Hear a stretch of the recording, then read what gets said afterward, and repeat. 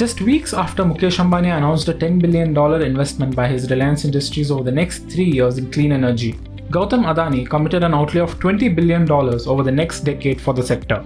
And within weeks of that, Ambani's Reliance Industries on October 10 announced two key deals on the same day: acquisition of Norway-based REC Solar Holdings for $771 million and purchase of a 40% stake in Shapoorji Pallonji Group company Sterling and Wilson Solar for $370 million.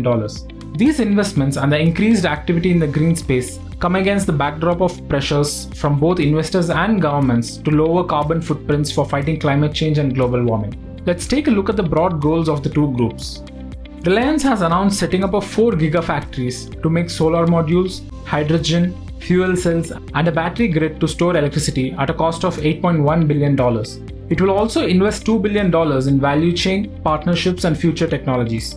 It plans to facilitate solutions for large renewable plants across the world and become net carbon zero by 2035. Accelerating its transition to green energy, Reliance Industries announced 2 major deals on October 10.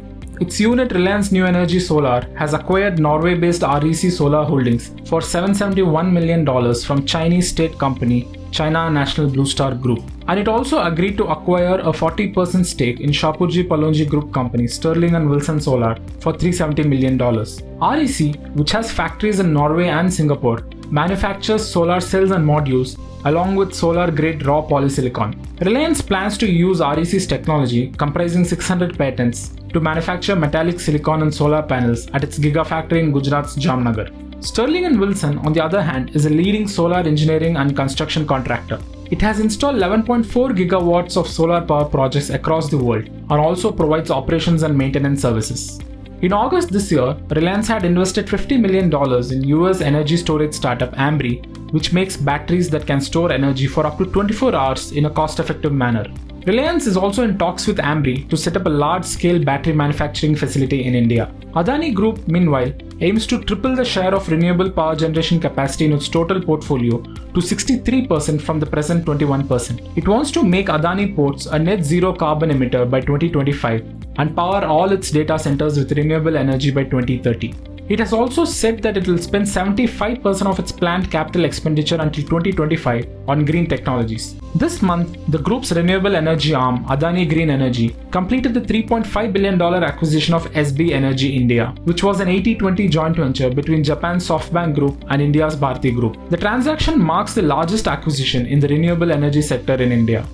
Both companies are looking to capitalize on Prime Minister Narendra Modi's target of increasing the country's renewable energy capacity fourfold to 450 gigawatts by 2030. Adani currently has an installed renewable energy capacity of 20 gigawatt, while Reliance wants to establish 100 gigawatts of solar energy by 2030. Adani plans to invest the $20 billion across renewable energy generation, component manufacturing, transmission and distribution businesses. Adani Group Chairman Gautam Adani said, "This opens up several new pathways for us, including setting us up to be one of the largest green hydrogen producers in the world."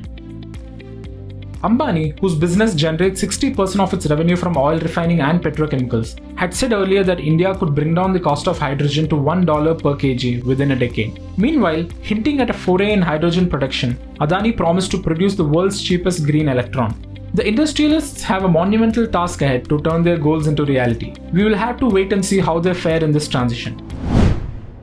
If you like this video, share it and subscribe to Business Standard.